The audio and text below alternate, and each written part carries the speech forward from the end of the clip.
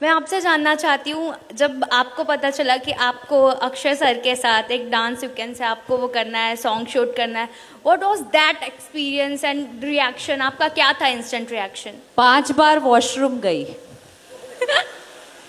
क्योंकि मेरे लिए ये सपना ही था। और मुझे लगता है मैं जब छोटी थी सर को हमेशा से देखते आई हूँ खिलाड़ी ना रा रा रा रा रा रा रा रा रा रा रा रा रा रा रा।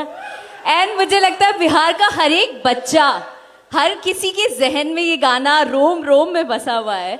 So it's a biggest opportunity for me and मैं जितना धन्यवाद दूँ उतना कम है। दोस्तों, ये भोजपुरी की एक्ट्रेस अक्षरा है और इन्होंने अभी कहा कि अक्षय कुमार के साथ काम करने में इन्हें वॉशरूम जाना पड़ता था। अब इसे आप वल्गर कहें या अच्छा, कमेंट में जरूर बताएं।